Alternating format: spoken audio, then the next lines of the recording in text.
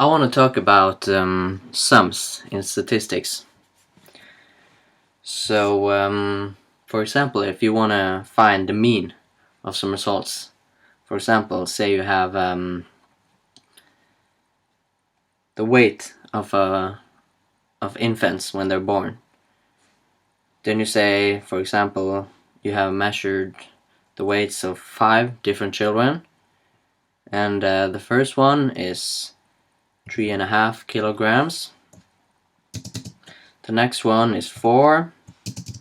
The next one is 4.3.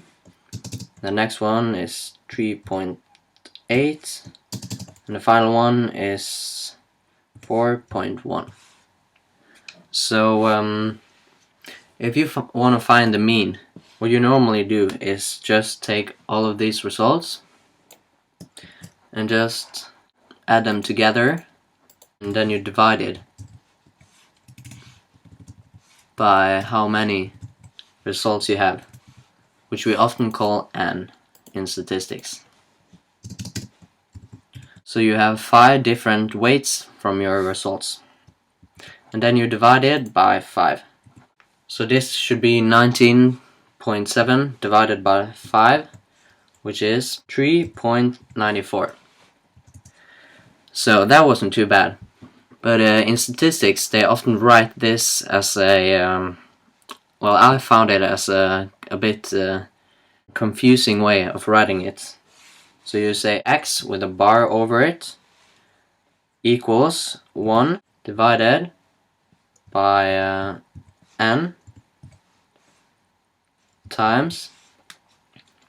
So here's the sum that I want to talk about today. So the way that they write it is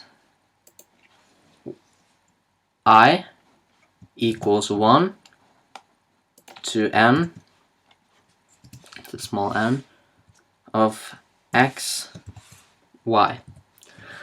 So this may look a little bit more confusing than this right here, but it's the exact same thing.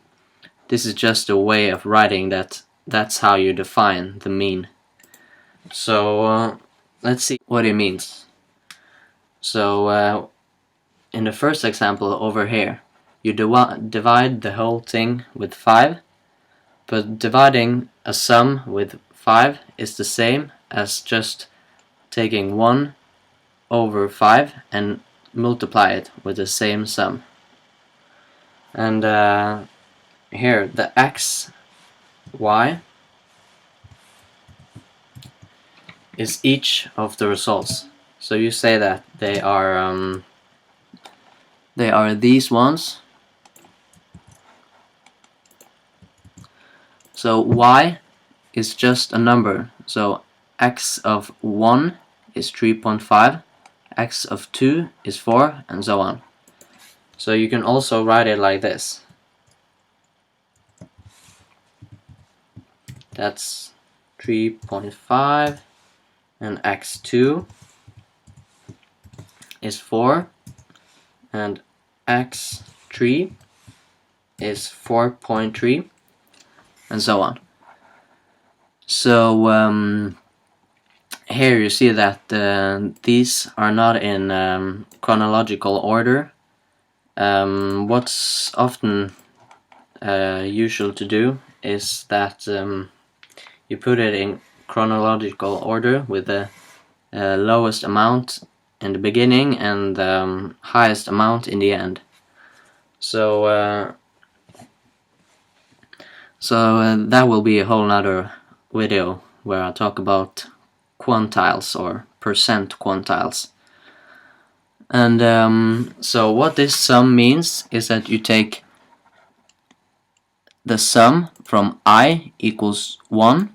So what you do here is take 1 divided by n times. So I equals 1, then you just substitute the I with 1 right here. I equals 1. So you put 1 in the x right here. So x of 1, and then you just add the next whole number. So when you use this sigma, there are always whole numbers. So the next one will be x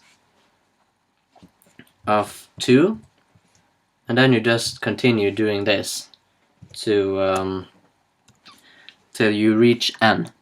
And in our example right here, n equals 5, so just put 5 there and put 5 there, and then you do this over and over again until you reach the end of the sum.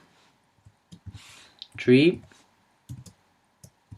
and 4 and 5, and now we see, okay, we already reached 5, so we don't put a x of 6, we just put x of 5, and we can also put 5 here. So what you see is that this thing is the exact same as this thing, but you may ask why you write it like this or with the n. That's the general equation for solving the mean. That is, if n equals, say, 3000, then you would have to write 3000 this 3000 times, and then x6, x7, x8, and so on up to 3000. And this takes a lot of room and takes a lot of time as well, so that's something that we normally don't write. What you often write is this, or put in n equals 5 here, and then just write 3.94.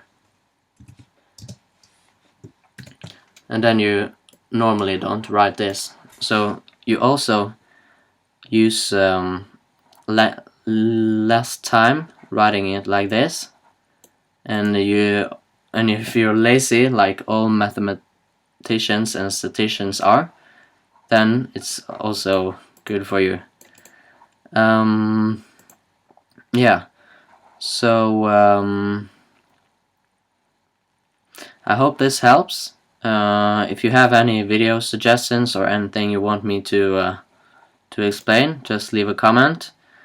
And I hope this didn't confuse you, and I hope you see you in the next one.